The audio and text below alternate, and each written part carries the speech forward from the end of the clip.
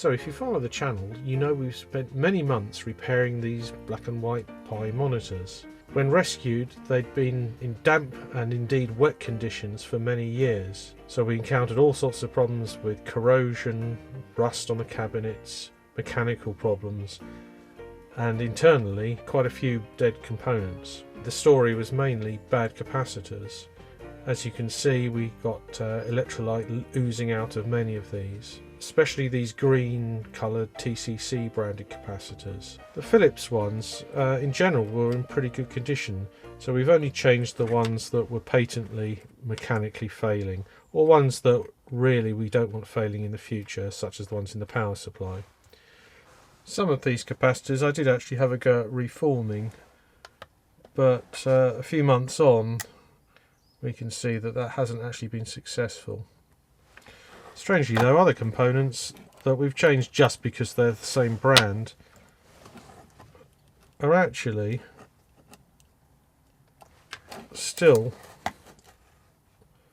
okay, but these are just to be treated as suspicious because all of their friends have succumbed. So I think it's probably prudent to reject this type after all these years. Other things that seem to have failed, well, we've got these stud rectifier diodes. They seem to be quite unreliable. Also these EY87 rectifier valves, quite a few of those had failed as well. But surprisingly, given the condition and age of the monitors, they actually were repairable. I think that's testament to the original design and construction of these monitors. They really were built to last, and clearly they have lasted many more decades than the original designers could ever have envisaged. So as you can see, we've now got a reasonable picture on this monitor. One thing I would like to do though is improve its mechanical appearance, and what I've done is I've cleaned up a spare front panel assembly. It's not perfect, but it's in better condition than this one, and our aim of course is to try and get the best out of several monitors by rearranging things to suit. So I'm going to switch it off now, flip it on its back and swap the front panel controls over. One little tip of course is if you're going to clean your dirty electronics equipment in the kitchen sink, best not get caught. So there's just 4 screws that hold this panel in place, plus 2 at the front which are already removed. Some of the screws were missing already, so somebody's been in here before. And then this panel just simply pulls away, and once the knobs are removed, these 2 subboards that hold the controls, they can be removed and we can just swap things over to the spare bit of metal. Okay, and so by the magic of editing we have a nice shiny new, well, newish looking control panel, and I've even buffed up the screws that hold it in place.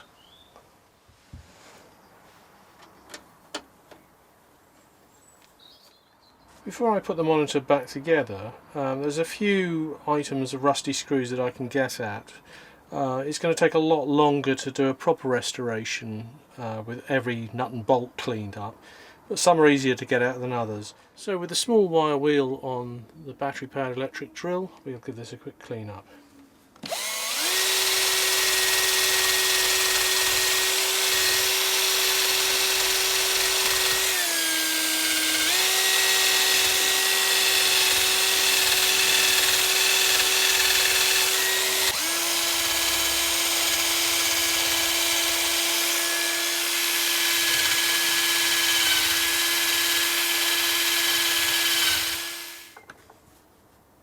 Not perfect, but at least it's not rusty anymore.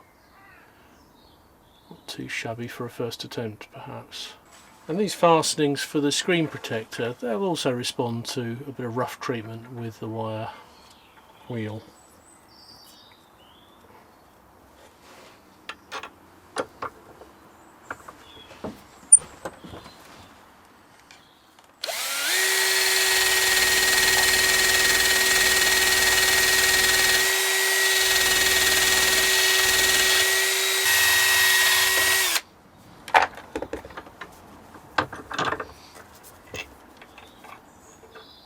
well, it's an improvement. It could be made better. It could probably even be painted black to match some of the plastic ones, but definitely an improvement, I think, and it's the rust is gone.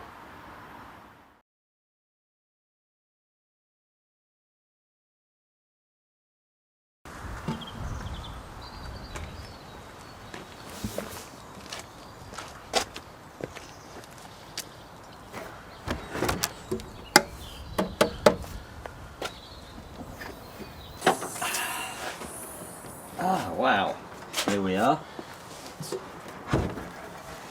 It's a two-man job. It's definitely a two-person job, isn't it? Put it down, shut lid. Yeah, there we go. Okay. Right. Alright.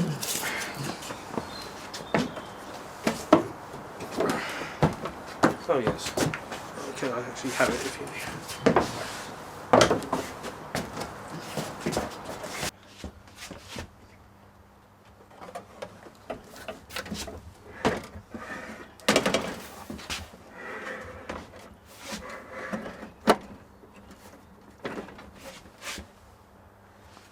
The feet haven't quite worked on this one for some reason.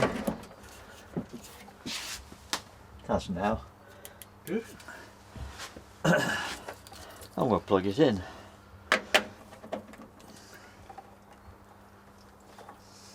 There's always a jumble of wires. This one is the remote control that does the A/B switching and the Q light. And then we've got this tangle of in and outs. That's input 1, which goes at the top. These F&E connectors are wonderful.